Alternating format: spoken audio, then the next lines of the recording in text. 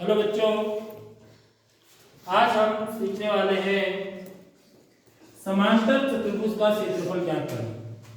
ठीक है, हम पढ़ रहे हैं पाठ 9 परिमाप और क्षेत्रफल। तो कल हमने आयत का क्षेत्रफल निकालना सीखा। ठीक है, तो आयत क्या होती है बच्चों? एक ऐसी आकृति होती है, ये इसमें इस भुजा को हम क्या बोलते हैं? लंबाई बोलते हैं। क्या बोलते हैं? लंबाई। और इस वाली भुजा को क्या बोलते हैं? चौड़ाई। तो हमने इसका क्षेत्रफल निकाला, तो बच्चों कितना आया? वो सूत्र क्या बना था? लंबाई गुणा चौड़ाई। लंबाई गुणा चौड़ाई, वर्ग इकाई। ठीक है, पीछे से यह सेंटीमीटर में है तो वर्ग सेंटीमीटर, मीटर में है तो वर्ग मीटर। तो हम क्या बनाते हैं? एक तरीका आपको बताया था जिसमें वर्ग बना के हम करते हैं इसको। ठीक है, अब देखिए इसी की मदद से हम समांतर चतुर्भुज का क्षेत्रफल निकालना सीखेंगे। तो समांतर चतुर्भुज कैसी आकृति होती है बच्चों? इस आकृति को पहले मैं बना देता हूं।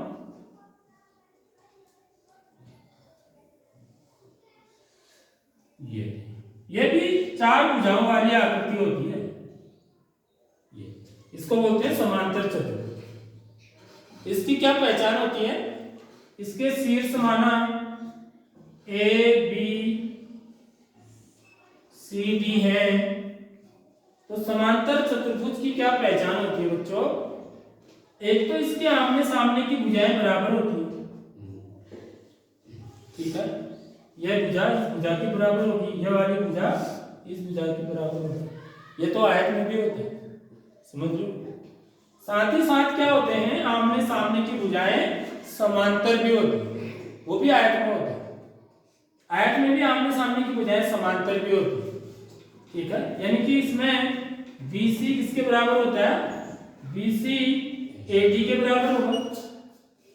ठीक, साथ ही साथ क्या होगा? BC और AD जो होंगे बच्चों, ये समांतर भी होंगे। समांतर का चिन्ह ऐसा होता है, समझ में आ रही बात? समांतर का मतलब इनको यदि हम अनंत रूप से आगे बढ़ाएं तो ये आपस में कहीं भी नहीं मिलेंगे। कौन सी भुजाएं? BC और AD। ठीक है, समांतर है ना। इसको मैं आगे बढ़ाऊंगा तो अपनी सीध में आगे बढ़ेगा, ये अपनी सीध में आगे बढ़ेगा। मिलेंगे कहीं? है नहीं मिलेंगे। तो ऐसी रेखाओं को समांतर रेखाएं बोलते हैं। दूसरी चीज, इसकी ये वाली भुजा क्या है बच्चों? AB। AB किसके बराबर होगा? DC के। ये और ये भुजाएं आपस में बराबर है। और साथ ही साथ ये क्या होते हैं?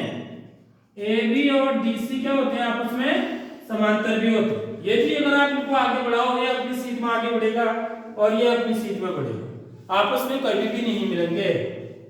ठीक है, अनंत तक भी हम आगे बढ़ाए जाएं तो आपस में नहीं मिलेंगे। तो इस समांतर चतुर्भुज का क्षेत्रफल हमका सूत्र हम कैसे बनाएंगे? समझ रहे हो बात? हमें सूत्र निकालना है। तो आपको मैं यहां पर निकाल के दिखाऊंगा। यदि आपको आयत का सूत्र पता है तो हम समांतर चतुर्भुज का सूत्र निकाल सकते हैं। आयत और इसमें यह अंतर है कि इसमें हर कोण 90 अंश का होता है। देखो, इसमें हर कोण 90 अंश का होता है, इसमें नहीं होता है। बस यही अंतर है, समझ रहे हो बात? बाकी आमने सामने की भुजाएं इसमें भी बराबर है। यह भुजा इसके बराबर है, यह वाली भुजा इसके बराबर है। आमने सामने की भुजाएं समांतर इसमें भी है, इसमें भी है। सिर्फ अंतर यह है कि इसमें ये कोण 90 अंश का है तो ये कोण 90 अंश का लग रहा है, ये न्यून कोण है। और ये कोण कैसा है? अधिक कोण है। समझ में आ रही बात? तो इस चीज को आपको समझना, ये अंतर है आयत और समांतर चतुर्भुज में। अब देखिए मैंने एक समांतर चतुर्भुज बनाया हुआ है, ये देखिए, ये सही दिख रहा है ना? ये एक समांतर चतुर्भुज है, ऐसे तो दिख रहा है जैसे ये बना हुआ है। तो इसका क्षेत्रफल मुझे निकालना है, तो मैं कैसे निकाल सकता हूं बच्चों? देखो, ठीक है, मैंने यहां पर ना इस पर एक पेंसिल से स्ट्रेट लाइन डाल रखी है किनारे से। देखो, ठीक, यदि मैं इसको यहां से काट दूं, देखिए मैं इसको यहां से क्या कर रहा हूं, काट रहा हूं। तो देखो क्या होगा काटने से, देखिए ये मैंने काट दिया, ठीक है। ये मैंने क्या कर दिया, समांतर चतुर्भुज को काट दिया, और जो इधर से काटा हुआ हिस्सा है उसको मैं यहां चिपका दूं, तो मेरा क्या बन गया बच्चे, देखो जरा क्या बन गया, आयत बन गया। ये तो आयत ही है, समझ रहे हो। इसका मतलब जो आयत का क्षेत्रफल होगा वही इसका भी क्षेत्रफल होगा, देखो क्योंकि मैंने इधर से काट करके इसको यहां तक लगा दिया, तो ये पूरा आयत बन जाएगा, समझ रहे हो बात। तो इसका मतलब समांतर चतुर्भुज का क्षेत्रफल भी कैसे निकालेंगे, जैसे आयत का निकालते हैं, समझ रहे हो बात। तो मैंने इसको जहां से काटा है बच्चों, ये चीज क्या कहलाती है बच्चों, इसकी यहाँ पर इसको चौड़ाई न बोल के ऊंचाई बोल देते हैं, बस यहाँ पर चौड़ाई न बोल के क्या बोल देते हैं, ऊंचाई बोल देते हैं। इसको देखिए ऐसे काटा ना मैंने, ऐसे काटा मैंने और उसको काट करके यहाँ चिपका दिया, तो आयत बन गया था मेरा, समझ में आ रही बात। और यहाँ पर इस भुजा को क्या बोलते हैं, लंबाई न बोल के क्या बोलते हैं बच्चों, आधार बोलते हैं। बस अंतर ये है, लंबाई की जगह पर कौन ले लेता है, आधार ले लेता है, और चौड़ाई की जगह कौन ले लेता है, ऊंचाई। समझ में आ गई बात, ये ऊंचाई होगी, यहां से लेके यहां तक, जैसे लंबाई चौड़ाई है। आयत के केस में इसको चौड़ाई बोलते हैं, इसको लंबाई बोलते हैं, यहां पर इसको क्या बोल देते हैं, आधार, समझ रहे बात। और इसको क्या बोल देते हैं, ऊंचाई। तो समांतर चतुर्भुज का क्षेत्रफल क्या हो जाएगा बच्चों, आधार, और आधार को किससे दिखाते हैं बच्चों, आधार को अंग्रेजी में बोलते हैं बेस, क्या बोलते हैं, बेस। और ऊंचाई को क्या बोलते हैं बच्चों, हाइट। और समांतर चतुर्भुज को क्या बोलते हैं बच्चों, पैरेललोग्राम, क्या बोलते हैं, पैरेललोग्राम, पैरेललोग्राम। तो इसका जो क्षेत्रफल बन जाएगा वो क्या बन जाएगा, आधार गुना ऊंचाई। समझ में आ रही बात, बराबर क्या, इसको मैं क्या लिख सकता हूं, यदि मैं संकेत से लिखूं तो b गुना h, इसको b बोल, b से लिखा। इसका पहला अल्फाबेट क्या है, बेस है ना, बेस का अल्फाबेट क्या है, b है। इसको ऊंचाई का पहला अल्फाबेट क्या है, h है, तो इसको h से लिखा। तो समांतर चतुर्भुज का जो क्षेत्रफल होगा बच्चों वो कितना होगा, आधार गुणा ऊंचाई। आगे बात समझ में।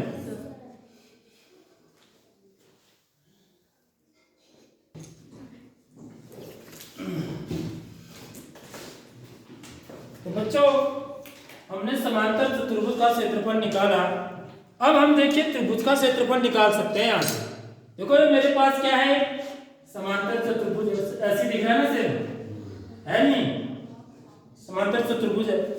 अब मैं क्या करूं, देखिए यदि मैं इसको ना ठीक बीच से काट दूं, देखो मैंने पेंसिल से इसमें लाइन भी डाली है बीच से, यदि मैं इसको ना ठीक बीच से काट दूं, देखिए अभी क्या होता है,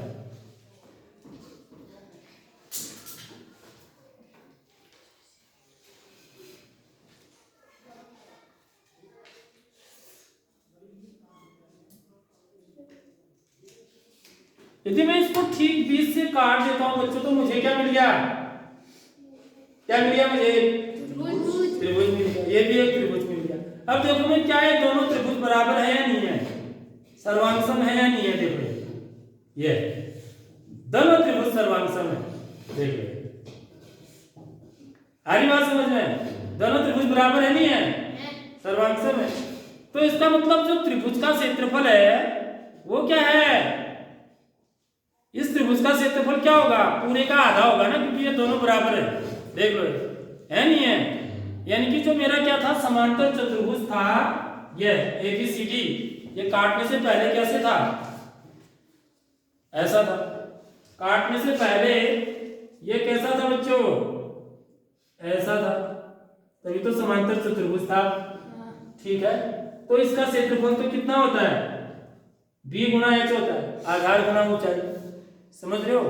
यदि मैं इसको दो हिस्सों में काट दिया तो मेरा क्या बन गया, एक त्रिभुजिया बन गया, एक त्रिभुजिया बन गया।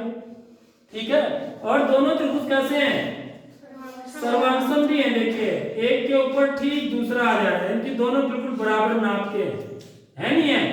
देखो तो इसका मतलब जो त्रिभुज का क्षेत्रफल होता है वो जो मेरा समांतर चतुर्भुज का क्षेत्रफल होता है उसका कितना होता है, आधा होता है। इससे पता लग गया ना, क्योंकि आधे आधे बनते हैं ना, समझ लो त्रिभुज आधा हुआ। समांतर चतुर्भुज को दो हिस्सों में काटा तो मेरे दो त्रिभुज बन जा रहे, समझ रहे हो, बराबर नाप के सर्वांग त्रिभुज बोलेंगे।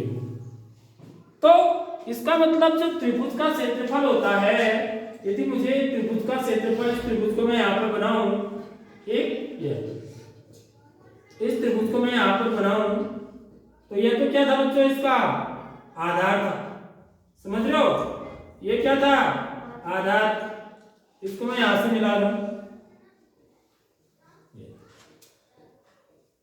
जो आधार इसका था वही आधार इसका भी है, समझ लो बात। आधार और ऊंचाई कौन सी होगी, देखिए मैंने इसको काटा हुआ है ना ऐसे, ऊंचाई तो कौन सी है बच्चों, ऊंचाई तो वही रहेगी। तो ऊंचाई कौन सी होगी, यहां से लेके यहां तक, समझ रहे हो, ऊंचाई ये होगी जो मैंने अभी पहले टुकड़ा काटा था ना, ये वाला है, ये ऐसे करके ये ऊंचाई हुई, समझ रहे हो, ऐसे तो काटा था। तो मैं इनकी इसकी ऊंचाई यहां पर बनाऊंगा ऐसे, ये इसकी ऊंचाई हो जाएगी। तो त्रिभुज का क्षेत्रफल कितना होता है बच्चों, जो 1/2 आधा किसका, समांतर चतुर्भुज के क्षेत्रफल का।